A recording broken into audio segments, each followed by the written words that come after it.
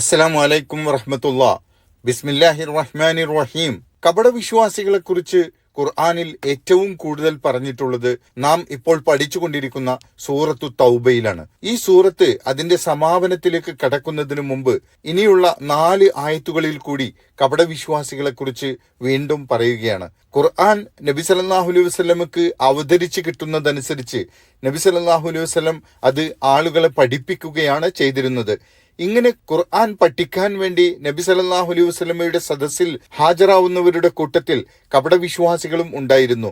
ഖുർആൻ പഠിക്കാനുള്ള താല്പര്യം കൊണ്ടല്ല, മറിച്ച് ഞങ്ങളും മുസ്ലിങ്ങളാണ് എന്ന് വരുത്തി തീർക്കാൻ വേണ്ടിയാണ് അവർ അവിടെ ഹാജരായിരുന്നത്. അങ്ങനെ നബി സല്ലല്ലാഹു അലൈഹി വസല്ലമക്ക് വല്ല സൂറത്തോ ആയത്തോ പുതുതായി ഇറങ്ങുമ്പോൾ മുസ്ലിങ്ങളുടെ കൂട്ടത്തിൽ വന്നിരിക്കുന്ന കപടവിശ്വാസികളിൽപ്പെട്ട ചിലർ പറയും, ഈ ഇറങ്ങിയ ഖുർആൻ സൂക്തം കൊണ്ട് അല്ലെങ്കിൽ ഈ ആയത്തുകൾ കൊണ്ട് ആർക്കൊക്കെയാണ് നിങ്ങളുടെ കൂട്ടത്തിൽ ഈമാൻ വർദ്ധിച്ചത്? ഇതവർ പരിഹാസത്തോടെ മുസ്ലിങ്ങളെ പരിഹസിക്കുന്നതിനു വേണ്ടി ഖുർആനെയും നബി സല്ലല്ലാഹു അലൈഹി വസല്ലമയെയും സത്യവിശ്വാസികളെയും അവഹേളിക്കാൻ ഉദ്ദേശിച്ചുകൊണ്ട് പറയുന്നതായിരുന്നു.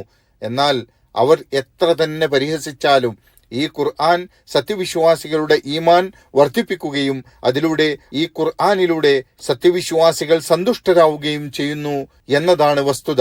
മറുവശത്ത് മനസ്സിന് രോഗം ബാധിച്ച ഈ കപടവിശ്വാസികൾക്ക് ഈ ഖുർആൻ കൊണ്ട് ഒരു ഗുണവും ഉണ്ടാവുകയില്ല. അവരുടെ മനസ്സിനെ അത് നന്നാക്കുകയില്ല, മറിച്ച് അവരുടെ മനസ്സിനെ അത് മലിനമാക്കുകയാണ് ചെയ്യുന്നത്. ഇക്കാര്യമാണ് ഇന്ന് പഠിക്കുന്ന 124, 125 ആയത്തുകളിൽ പറയുന്നത്.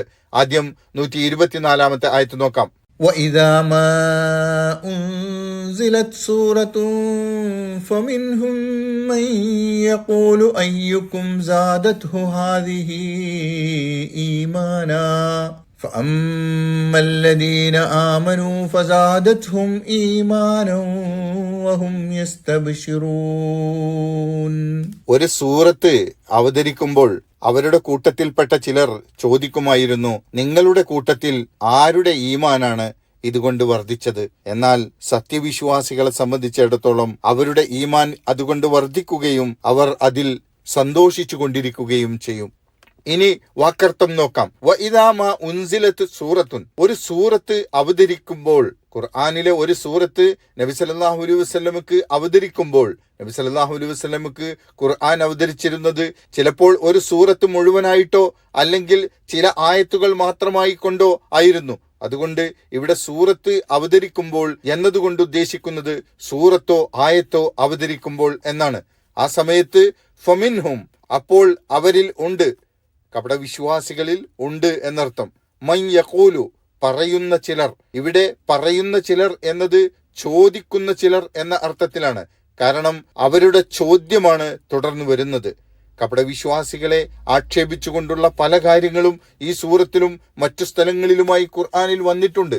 എന്നാൽ അതിൽ നിന്നൊന്നും പാഠം ഉൾക്കൊള്ളാതെ കാപഢ്യത്തിൽ തന്നെ ഉറച്ചു നിൽക്കുകയും ഇസ്ലാം വിരോധം കൊണ്ടു നടക്കുകയും ചെയ്തിരുന്ന പല കപടവിശ്വാസികളും ഉണ്ടായിരുന്നു. അവർ ഖുർആനിലെ സൂക്തങ്ങൾ ഇറങ്ങുന്ന വേളയിൽ സത്യവിശ്വാസികളോട് പരിഹാസത്തോടുകൂടി ചോദിക്കുമായിരുന്നു, അയ്യുക്കും സാദത്ഹു ഹാദിഹി ഈമാന, നിങ്ങളുടെ കൂട്ടത്തിൽ ആരുടെ വിശ്വാസമാണ് ഇത് വർദ്ധിപ്പിച്ചത്? അതായത് സത്യവിശ്വാസികളിൽ ആർക്കൊക്കെയാണ് ഈ ഇറങ്ങിയ സൂറ കൊണ്ട്, ഈ ഇറങ്ങിയ ആയത്ത് കൊണ്ട് ഈമാൻ വർദ്ധിച്ചത്?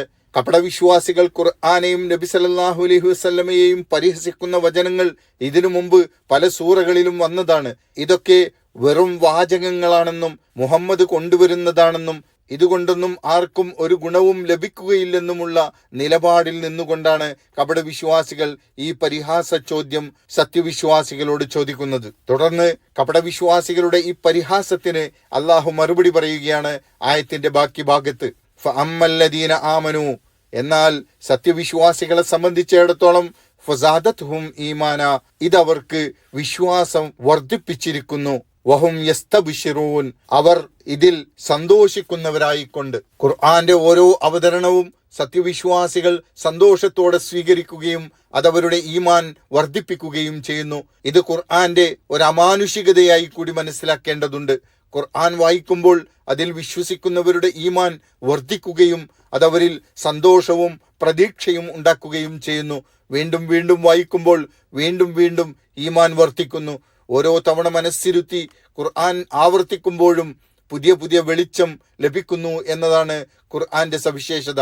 പ്രിയപ്പെട്ടവരെ, നമ്മുടെ ഖുർആൻ പഠനവും ഇതുപോലെ ആവേണ്ടതുണ്ട്. ഓരോ ആയത്ത് പഠിക്കുമ്പോഴും നമ്മുടെ ഈമാനും പ്രതീക്ഷയും വർദ്ധിക്കേണ്ടതുണ്ട്. അതുപോലെ വീണ്ടും വീണ്ടും അത് ആവർത്തിക്കുമ്പോൾ ഈമാൻ കൂടി വരികയും ചെയ്യേണ്ടതുണ്ട്. ഇത് അള്ളാഹുവിൽ വിശ്വസിക്കുകയും പ്രതീക്ഷയർപ്പിക്കുകയും ചെയ്യുന്നവർക്കുള്ള അവസ്ഥയാണ്. മറുവശത്ത് ഇതിനോട് ശത്രുതയും വിദ്വേഷവും വെച്ചു പുലർത്തുന്നവർ മനസ്സിന് രോഗം ബാധിച്ചവരാണ്. സത്യത്തെ അവർ നിഷേധിച്ച് തള്ളുന്നത് അവർക്ക് ശുദ്ധ മനസ്സ് ഇല്ലാത്തതുകൊണ്ടാണ്.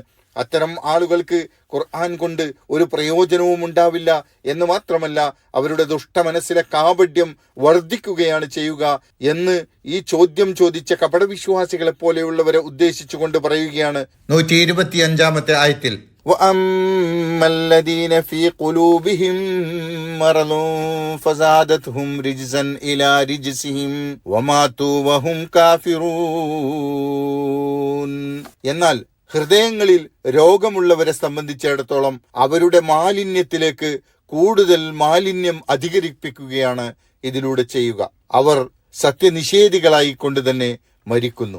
വഅമ്മല്ലദീന ഫീ ഖുലൂബിഹിം മറദുൻ, എന്നാൽ ഹൃദയങ്ങളിൽ രോഗമുള്ളവരെ സംബന്ധിച്ചിടത്തോളം ഫസാദത്ഹും റിജ്സൻ, അതവർക്ക് മാലിന്യമാണ് അധികരിപ്പിക്കുക. ഇലാ റിജ്സിഹിം, അവരുടെ മാലിന്യത്തിലേക്ക്.